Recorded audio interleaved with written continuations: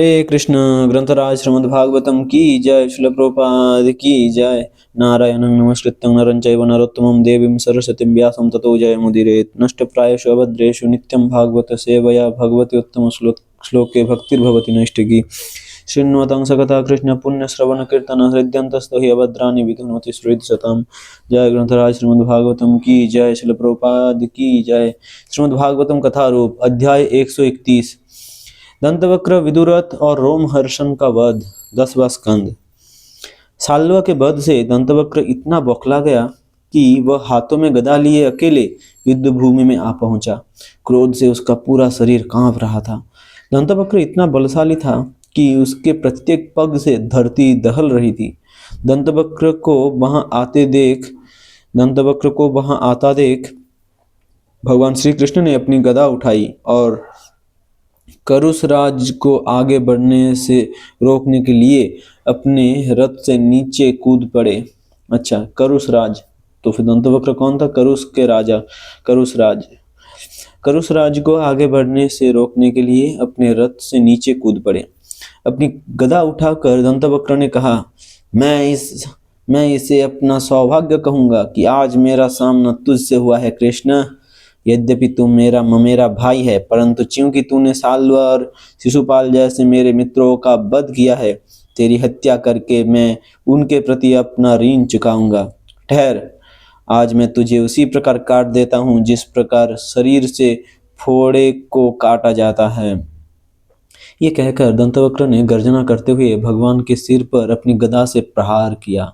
बिना किसी पीड़ा का अनुभव किए अथवा विचलित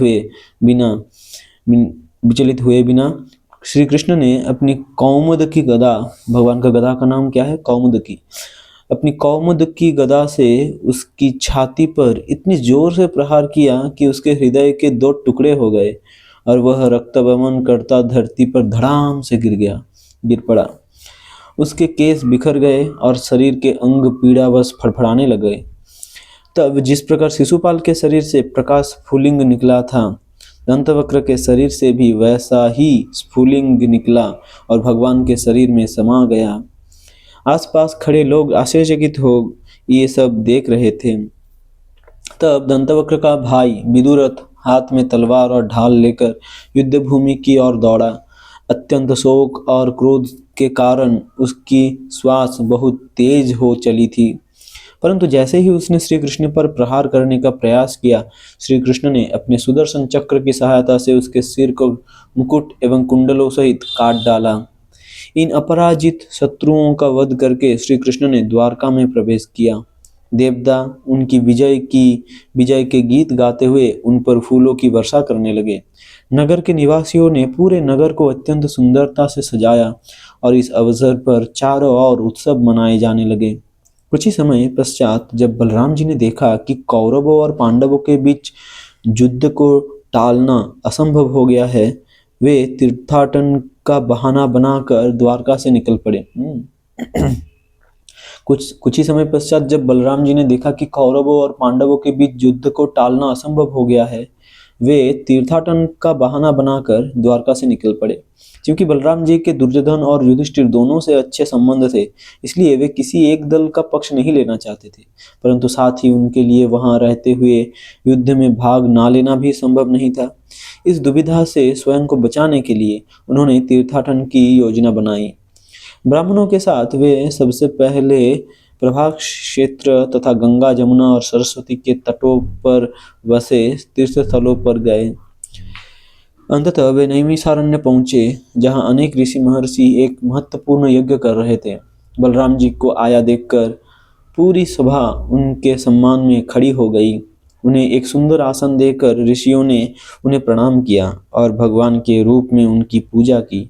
परंतु इसी बीच बलराम जी ने ध्यान दिया कि व्यासदेव के शिष्य रोमहर्षण ने ना तो उनका स्वागत किया और ना ही उन्हें देखकर व्यास आसन से उठा। इसी बीच बलराम जी ने ध्यान दिया कि व्यासदेव के शिष्य रोमहर्षण ने ना तो उनका स्वागत किया और ना ही उन्हें देखकर व्यास आसन से उठे। स्वयं को भगवान से भी श्रेष्ठ समझते हुए रोमहर्षण व्यास आसन से नहीं उठे थे और इसे देखकर बलराम जी अत्यंत क्रुद्ध हो गए। उन्होंने कहा, ये मूर्ख रोमहर्षण सुत अर्थात जिसका जन्म ब्राह्मण स्त्री तथा क्षत्रिय पुरुष द्वारा हुआ है, ब्राह्मण स्त्री और क्षत्रिय पुरुष द्वारा हुआ हो, वैदिक शास्त्रों में इसे अनुचित माना गया है। ब्राह्मण स्त्री तथा क्षत्रिय पुरुष द्वारा हुआ हो, वैदिक शास्त्रों में इसे अनुचित माना गया है। यह मूर्ख रोमहर्षण सुत स्वयं को यहाँ उपस्थित समस्त ब्राह्मणों तथा मुझसे भी श्रेष्ठ मान रहा है। निश्चित ही ये मृत्यु के योग्य है। यद्यपि ये व्यासदेव का शिष्य है और इसने उनके विभिन्न शास्त्रों का ज्ञान प्राप्त किया है, परंतु इतना ज्ञान प्राप्त करने पर भी इसमें कोई सद्गुण नहीं है, अपितु इसका शास्त्र अध्ययन एक अभिनेता द्वारा कंठस्थ किए गए अपने वाक्यों से अधिक कुछ नहीं है।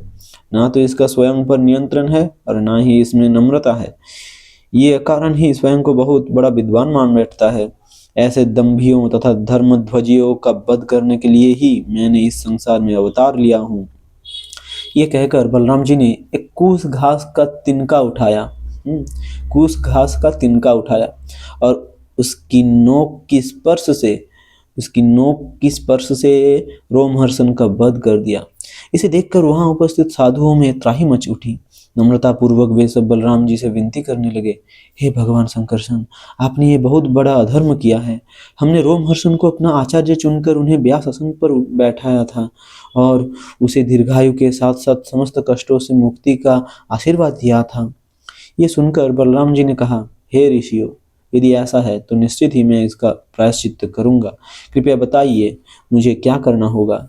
यदि आप चाहे तो मैं इसे पुनः जीवन प्रदान करके आपके आशीर्वाद को पूरा कर सकता हूँ।